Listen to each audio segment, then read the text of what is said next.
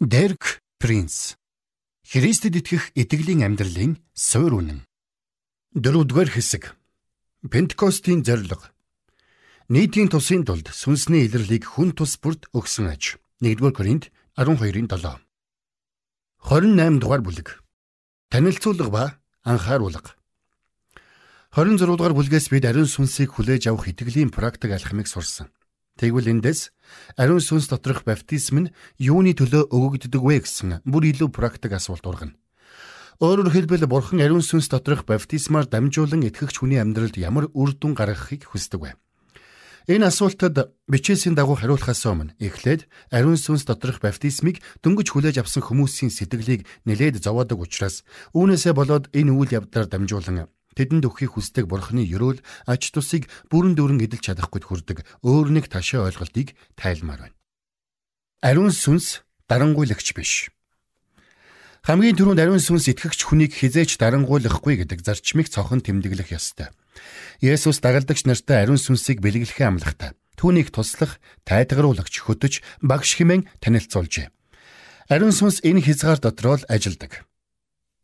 Ариун сүнс итгэгч хүний хувь чанар хүслийг хизээж сөрөхгүй. Ариун сүнс итгэгч хүнийг хүсэл сонголтынхон эсрэг зүйлийг хий гэж хизээж ятгахгүй. Ариун сүнсийг нэгүслийн сүнс гэдэг. Еврей 10:29. Ариун сүнс дэндүү нэгүүлсэнгүй учраас итгэгч хүнд хизээж тэр болохгүй. Бас өөрийг нь урайлгахнаар хүлээн авахгүй байгаа итгэгч хүний хувийн талбар руу хизээж хүч түрэмгийлэн дайрахгүй. Паул ариун сүнснээс ирдэг эрхчлөлөг ингэж тэмдэглэжээ. Эзэн бол сүнс. Эзний сүнс хаана байна? Тэнд эрхчлөө байдаг. 2-р Коринт 3:17. Паул сүнс дотор баптизм хийлгсэн Христэд итгэдэг хүний энэ эрхчлөөг Мосегийн хуульд хүлэгдсэн Израилийн хүлээстэй харьцуулаад Христэд итгэдэг хүмүүст ингэж сануулжээ. Дахин айдаст хүргэх боолчлолын сүнсийг та нар хүлээн аваагүй. Харин үрчлэлийн сүнсийг авсан билээ. Түүгээр бид Абба, Аава гэж дууддаг. Ром 8:15. Тиймээс итгэгч хүн ариун сүнсэнд хэдий хэмжээгээр сайн дураараа бууж өгч түүгээр удирдуулан чиглүүлэгдэн ариун сүнс түүнийг төдий хэмжээгээр л хянан захирч удирдан чиглүүлнэ. Иохан Баптист Бурханаар илгээгдсэн тэр Бурханы үгийг айлддаг. Учир нь Бурхан сүнсийг хэмжээшгүйгээр өгдөг гэдэг. Иохан 3:34. Бурханы өгөх хэмжээнд ямар ч асуудал байхгүй. Хамаг асуудал нь бидний хүлээж авах хэмжээнд л бий. Бид хэдий чинээ хүлээж авах хүсэлтэй байна, төдий чинээгээр л ариун сүнсийг хүлээн авна. Гэхдээ ариун сүнсийг хүлээн авахын тулд түүнд сайн дураараа захирагдаж, түүгээр удирдуулах ёстой. Тэр хизээч биднийг хүслийн маань эсрэг хүчлэхгүй. Зарим итгэгч ариун сүнс доторх баптизмыг эрэлхийлэхдээ яг ийм алдаа гаргадаг. Өөрөөр хэлбэл ариун сүнс тэднийг хүсээгүй байхад нь өөр хэлээр бараг л албадан яриулна гэж сандаг. Гэхдээ ийм юм хизээч болохгүй. Үйлс 2:4 гардаг Пентекост өдөр анхны дагалдагч нар тохиолдсон явдлыг л үз. Ийхүүдэд бүгд ариун сүнсээр дүүрж, мөнөөх сүнсээр дамжуулан өгөгдсөнийг харь хэлээр ярьж эхлэв. Дагалдагч нар эхлээд ярьж эхэлсэн. Дараа нь ариун сүнс тэдэнд хэл өгсөн. Хэрв дагалдагч нар сайн дураараа ярьж эхлэегүй бол ариун сүнс тэдэнд ямар ч хэл өгөхгүй байв. Дагалдагч нар сайн дураараа хамтран ажиллаагүй бол ариун сүнс тэднийг хэлээр яриулах гэж хүчлэхгүй байх байсан. Хэлээр ярихын тулд итгэгч хүн ариун сүнстэй хамтарч ажиллах ёстой. Ариун сүнс итгэгч хүн хоёрын хоёр талд харилцааг нэгэн хүн. Итгэгч хүн ариун сүнсгүйгээр хийж чадахгүй. Ариун сүнс итгэгч хүнгүйгээр хийхгүй хэмээн дүрсэлсэн байдаг. Ариун сүнс доторх баптизмыг хүлээн авсныхаа дараач бид ариун сүнстэй үргэлжлүүлэн гар нийлж ажиллах ёстой.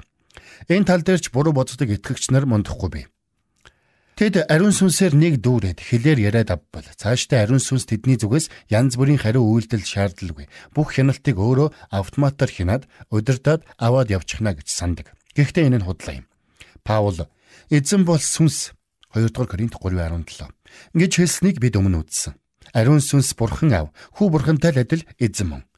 Гэхдээ ариун сүнс итгэгч хүнээс яг л аав, хүү хоёр шиг өөрийг нь эзэн гэдгийг хүлээн зөвшөөрөхийг хүсдэг.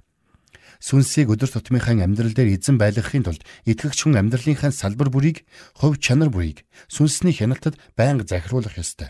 Нэгэн хүн анх хэдий хэмжээний итгэл ариун амьдрал залбирал гаргаж байж ариун сүнсээр дүүрсэн. Төдий хэмжээний итгэл ариун амьдрал залбирал гаргаж байж л сүнсээр тасралтгүй дүүрсээр байна хэмээн маш үнэн хэлсэн. Ариун сүнс доторх баптизм нь Христэд итгэх итгэлийн амьдралын эцсийн зорилго бус. Харин Христэд итгэх итгэлийн амьдралын шин талбар руу хөтлөх замын үүд болоо. Итгэгч хүн бүр энэ үүдээр нэвтэрсэн хойно хөл тавьсан шин талбарынхаа хамгийн гайхамшигтай хүчин чадлыг тултал таны мэдхийн төлөө итгэлээр зоригтой давших ёстой. Энэ үннийг ухаарч хэрэгжүүлж чадаагүй итгэгч хүн нь ариун сүнс доторх баптизмаар дамжуулан Бурхан өөрт нь эдлүүлэхийг хүсэж байгаа ёроол аж тусаас хүртсэн ч тун байгааг л хүртэнэ. Ийм итгэгч явандаа цөхөрж, өөртөөж, өрөөлдөж, бүдрүүлэх чулуу болох амархан. Бурханы бүрэн хангамжийг хэрэгжүүлэх. Энэ ч бас бидний тодруулах хэрэгтэй өөр нэгэн асуудал юм. Шинэ гэрээг нарийн судлаад үзвэл Бурхан итгэгч хүн болгоны оршихуйн хэсэг бүрийн ахуй амьдралын талбар бүрийн хэрэгцээ болгоныг бүрэн хангасныг тодорхой харж болно. Үүнийг шинэ гэрээний маш хүчрхэг хоёр ишлэл хөдлөшгүйгээр баталдаг. Та нарыг Бурхан бүхий л ёроолоор бэлхаах чадaltaй. Харин та нар бүх зүйлд бүхий л талаар үргэлж сэтгэл хангалуун байж алив сайн үйлээр дүүрэн байгаарай. 2 дугаар Коринт 9:8. Алдар ба давуу чанараараа биднийг дуудсан түүний жинхэнэ мэдлэгээр дамжин Бурхан хүч нь бидэнд ам болоод итгэл сүсэгт хамаатай бүхнийг сойргосон. 2 дугаар Петр 1:3. Эдгээр ишлэл нь Есүс Христийг танин мэдэх мэдлэгээр дамжуулан Бурхан нэгүүлсэл хүч чадал хоёроо итгэгч хүний хэрэгцээ бүрийг хэдийнэ бүрэн хангасныг илчилж байна. Бурхан Есүс Христээр дамжуулан хэдийнэ бүрэн хангаагүй. Тийм хэрэгцээ бидэнд хизээж тулгарахгүй. Хэрэв бид одоо Бурханы бүрэн хангамжийн хэсгүүдийг авч үзвэл тэдгээр нь олон төрөл зүйлтэй бөгөөд Бурханы нэг хангамж нь нөгөөгөө оролдоггүйг харж болно. Энэ тал дээр олон итгэгч ноцтой алдаа гаргадаг. Тэд Бурханы нэг хангамжаар нөгөө хангамжийг нь орлуулах гэж үздэг. Гэтэл Бурхан ийм маягаар ажилддаг учраас энэ хэрэг бүтэхгүй. Жишээлбэл Паулийн өгүүлдэг сүнслэг хуйг дуулахын бичгийг итгэгч хүнд зориулсан Бурханы хангамжийн бодит жишээ болгон авч үзье. Паул: та нар диаволын залмихны эсрэг зогсож чадахын тулд Бурханы өвч зэвсхийг агс гэдэг. Эфес 6:11. Мөн тиймээс тэр цөвөн өдөрт эсэргүүцэх чадвартай байж бүхнийг гүйцэн бат зогсохын тулд Бурханы өвч зэвсхийг ав гэдэг. Эфес 6:13. Энэ хоёр ишлэлдэр Паул Христэд итгэдэг хүн бүрэн хамгаалагдахын тулд хуйг дуулгаад дутуу хагас бус харин бүрэн бүтнээр нь өмсөх ёстойг цохон тэмдэглэжээ. Тэгээд Паул дараагийн 4 ишлэлд нь үнний бүс, зөвхт байдлын цээжвч, сайн мэдээний бэлэн байдлын гутал, итгэлийн бамба, авралын дуулга, сүнсний сэлэмгэсэн 6 төрлийн хуйг дуулгыг жигсаажээ. Христэд итгэдэг хүн дээрх 6 хуйг дуулгыг бүрэн өмссөн тохиолдолд зулаанаас уул хүртлээр бүтэн хамгаалагдах бол аль нэг хамгаалалтаа дутуу орхисон нөхцөлд бүрэн гүйцэд хамгаалагдаж чадахгүй. Жишээлбэл Христэд итгэдэг хүн бусад 5 хамгаалалтаа өмссөн атлаа дуулга өмсөхгүй бол гарцаагүй толгойдоо шархтана. Толгойдоо шархтсан хүн бусад хамгаалалтаач бүрэн дүрэн хэрэгжилж чадахгүй төрнө. Эсвэл Христэд итгэдэг хүн дуулга тэргүүтээ биеийн хамгаалалтаа бүрэн өмссөн атлаа гутлаа өмсөхгүй бол тогтвортой алхаж чадахгүй учраас тултлаа тулалдаж чадахгүй. Эсвэл Христэд итгэдэг хүн бүх хамгаалалтаа бүрэн өмссөн атлаа сэлэмгүй бол дайснаасаа бие хамгаалж дайсан руугаа тултлаа довтолж чадахгүй. Тиймээс Христэд итгэдэг хүн Бурханы хангаж өгсөн 6 хамгаалалтыг бүрэн бүтнээр нь өмсөж байж л бүрэн хамгаалагдана. Аль нэгийг орхигдуулбал өөр юмар орлуулах боломжгүй. Бурхан анхнаас л ийм маягаар бүтээсэн. Бурхан бидэнд бүрэн бүтнээр нь өмсөөрэй гэж л бүрэн хуйг дуулга өгсөн. Христэд итгэдэг хүмүүст зориулсан Бурханы бүх хангамж нь яг ийм зарчмаар ажилдаг. Эпафр Колосын Христэд итгэдэг хүмүүсийн төлөө залбирахдаа Бурханы бүх хүсэл дор гүйцэд болж төгс зогсохын төлөө хэмээн залбирдаг байжээ. Колосай 4:12. Бурханы хүслийн бүрэн дүүрэн байдалд ингэж бүрэн төгс зогсохын тулд Христэд итгэдэг хүн өөрт нь Христээр дамжуулан Бурханы хангаж өгсөн бүх хангамжинд нээлттэй байх ёстой. Тэрээр бүрэн хангамжийнхан аль нэг хэсгийг орхигдуулчихад үүнийгээ өөр зүйлээр нөхчихнө гэж саналтгүй. Гэхдээ яг энэ Христэд итгэдэг олон хүний сэтгэлгээ алдурдаг. Тэд санаатайгаар ч юм уу, санаандгүйгээр ч юм уу, өөрсдийгөө Бурханы зарим хангамжинд нээгээд өгчихсөн учраас заримд нь нээгдэх шаардлагагүй гэж үздэг. Жишээлбэл зарим Христэд итгэдэг хүн амаараа гэрчлэхийг чухалчилдаг атлаа. Ярьж хэлсэн зүйлээ амьдрал дээр ажил хэрэг болгохыг бододгүй. Гэтэл зарим нь эсэргээр зан үйлдэлдээ ихэд анхаардаг атлаа.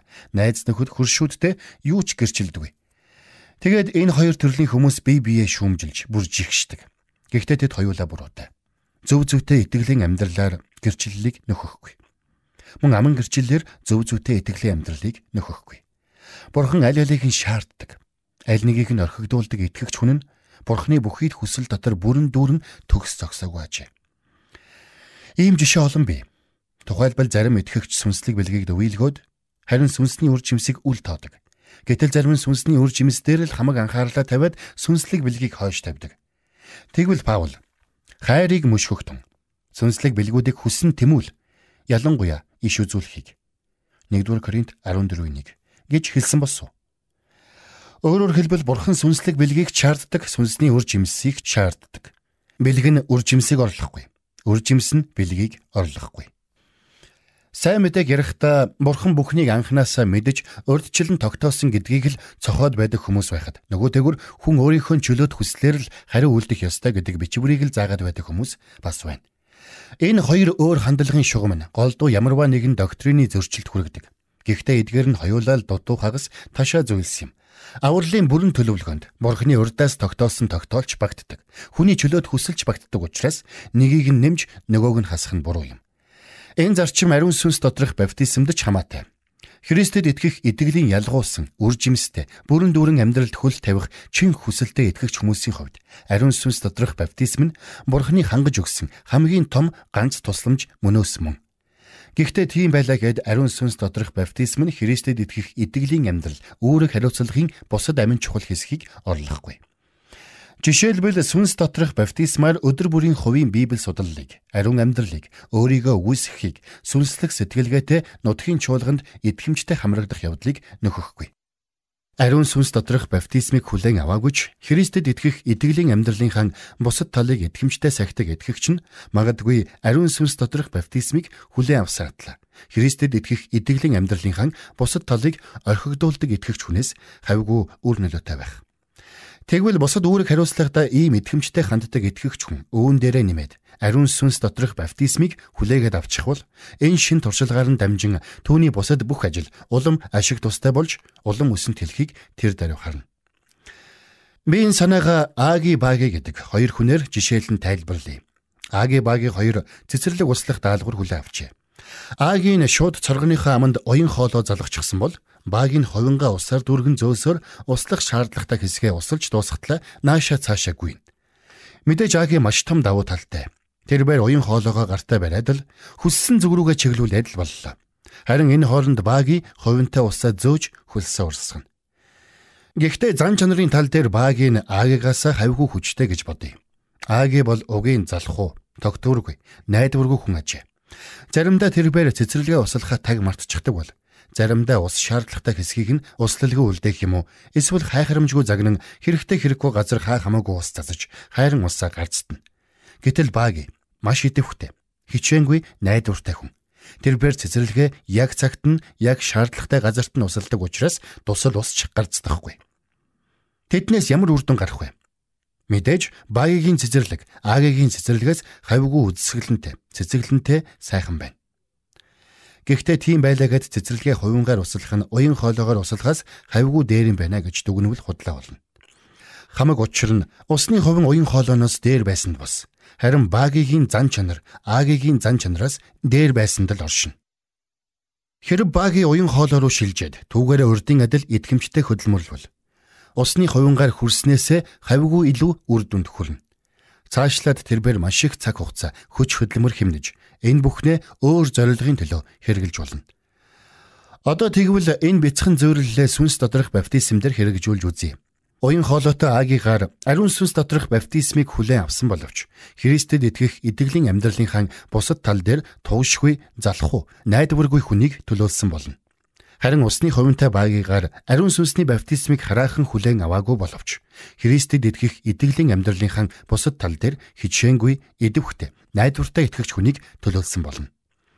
Баги Агигаас хавьгүй их үр жимстэй, үр нөлөөтэй Христэд итгэгч болох нь тодорхой байна. Гэхдээ үүнд Агигийн хүлээж авсан ариун сүнсний баптизм ямар ч буруугүй юм. Хамаг буруу нь ариун сүнсний баптизмдаа байгаа бус. Харин Аги үүнийг амьдралдаа хэрэгжүүлж чадаагүй л бий. Түүнчлэн Баги итгэмжтэй зан чанараараа хэдийнэ үр нөлөө, үр жимстэй Христэд итгэгч болж чадсан ч тэрбээр сүнс доторх баптизмыг хүлээгээд авчих бол улам л илүү хүчрхэгжин өсч урд урдынхаасаач илүү үр жимс, үр нөлөөтэй болж чадна. Бид Багигийн итгэмжтэй зан чанарыг биширч болгоч сүнс доторх баптизмыг хүсэн хайхгүй байгаа мунхаглалыг нь бас үгүйсгэж чадахгүй. Баги усны хувингаа уян хоолойгоор солихгүй байгаа нь өөрөө мунхаг явдал мөн. Тэгэхээр ариун сүнс доторх баптизм нь шинэ гэрээнд илчлэгдсэн Христэд итгэх итгэлийн амьдрал, өөрөөр хариуцлагын агуулгаас тасарчсан шал тустай ойлголт биш ажээ. Харин ч эсрэгээр сүнс доторх баптизм нь итгэгч хүнд зориулсан Бурхны бүрэн хангамжийн бусад гол хэсэгтээ идэвхтэй итгэлийн үйлчлэлээр нэгдэгтэй. Бурхны хүссэн ашиг тус өрөөлийг л бүтээн. Харин Христэд итгэх итгэлийн амьдрал үйлчлэлээс тусгаарлаад хаячих юм бол ариун сүнс доторх баптизм нь утгаа алдаж, жинхэнэ зорилгоо биелүүлж чадахгүй. Үнэн дээр ийхүү хүлээн авсан хүчээ Христийн төлөө бичээсийн дагуух үйлчлэлд зориулах чин зорилго үгүй бол сүнс доторх баптизмтай хөөцөлдөх нь онц аюултай юм. Сүнслэг зөрчлийн шин талбар. Яагад гэвэл сүнс доторх баптизм нь сүнслэг өрөөлийн шин талбар руу дагуулаад зогсохгүй. Мөн сүнслэг зөрчлийн шин талбар руу хөтөлдөг үлээ. Учир нь Бурхны өсгөн нэмэгдүүлсэн хүч нь ямагт сатааны эсэргүүцлийг өсгөн нэмэгдүүлдэг. Гэхдээ сүнс доторх баптизмаар хүлээн авсан хүчээ бичээсийн дагуу мэдрэмжтэй хэрэгэлдэг итгэгч хүн сатааны өсөн нэмэгдсэн ямар ч эсэргүүцэлтэй халдтулж ялан дийлэх байр сууриа хадгална. Нөгөө тэгүр сүнс доторх баптизмыг хүлээн авсан атла Христэд итгэх амьдралынхан бусад өөрөг хариуцлагыг хайхардаггүй итгэгч нь онц аюултай байдалд ордог. Тэрбээр сүнс доторх баптизмыг дагаад сүнслэг мөн чанар нь сатааны тис өөр хэлбэрийн давталгоо эсэргүүцэлд нээгдсэнийг мэдсэн ч сатааны дайралтын жинхэнэ мөн чанарыг таньж үүнээс өөрийгөө хамгаалах Бурхны зэвсэг түүнд үгүй аж. Ийм Христэд итгэгч хүний ухаан санаа нь эргэлзээ, айдас, дарамттай. Хачин жигтэй ааш араншинд ороогдох юм уу? Эсвэл сүнс доторх баптизмыг хүлээж аваагүй байхдаа хизээч үзэж байгаагүй сүнсний юм уу? Ёс суртахууны өдөөлтөд өрддөг. Сатааны ийм дайралттай мөргөлдөн гэдгээ урдаас мэдэж зэвсгэлж бэлтгээгүй итгэгч хүн дайсны цохилд өрхөн дамархан осолдож энэ тулаанд хүл тавиагүй байснаасаа ч дорж сүнсний төвшин рүү унж мэднэ. Есүсийн амьдрал тэр чигээрээ энэ үннийг зураглан харуулдаг. Есүсийг Йордан дотор баптизм хийлгэх үед ариун сүнс түүн дээр тагтаа мэд буун ирээд үлдсэн. Дараа нь ариун сүнс Есүсийг шууд сатаантай мөргөлдүүлэхээр дагуулад явжээ. Есүс ариун сүнсээр дүүрж Йордноос буцаж сүлд сүнсээр хөдлөгдөн 40 өдрийн турш диаволд соригджээ. Тэр өдрүүдэд юу ч идээгүй ба тэдгээрийг гүйцэхэд тэрээр ихэд үлсжээ. Луг 4:1-2. Энэ үед Есүс ариун сүнсээр дүүрсэн гэж Луг хэлжээ. Үүний төлөө л Есүс үйлчлэлийнхээ энэ үе шатанд диаволтой халц тулаан хийсэн юм. Дараагийн 11 ишлэлд Луг Есүсийг хэрхэн сатааны 3 өдөөлтийг эсэргүүцэн ялсныг тэмдэглээд эцэст нь Есүс сүнсний хүч дотор Галилд буцаж ирэв. Түүний тухай зар эргэн тойрондох газар тархсан байлаа. Химэн дүгнжээ. Луг 4:14. Лугинд сүнсний хүч дотор гэсэн цоошин хэллэг хэрэгэлсэн байхыг харж байна уу? Есүс цөл рүү явахдаа сүнсээр дүүрээд явсан бол цөлөөс ирэхдээ сүнсний хүч дотор иржээ. Энэ бол сүнсний илүү өндөр түвшин юм.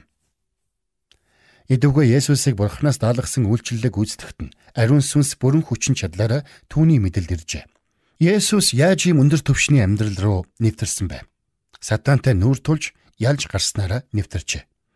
Түүнчлэн Есүс сатаныг сүнсний сэлэм Эфес 6:17 буюу Бурхны үг гэдэг ганц л зэвсгээр ялсан билээ. Сатан Есүсийг өдөг болгонд Есүс сатаанд бичигдсэн байдаг гэж хариулсан нь Есүс сатаанд Бурхны бичигдсэн үгээр л хариулсан гэсэн үг юм. Энэ зэвсгийн өдөөс сатан яаж чадахгүй. Есүсийн сүнсээр дүүрэн амьдрал үйлчлэлийг дагах гэж байгаа хүмүүс түүний энэ үлгэр загварыг дуурайх ёстой. Итгэгч хүн бүр амьдралдаа ариун сүнсний дүүрэн байдлыг Бурхны үгтэй тогтмол үр нөлөөтэй хослуулах нь Бурхны мөнхийн санаа зорилго мөн. Гагцхүү ингэж байж л итгэгч хүн ариун сүнс доторх баптизмыг зайлшгүй дагалддаг шин сүнслэг зөрчлийг ялж гарна. Бурхны үгийг сүнсний сэлэм гэдэг.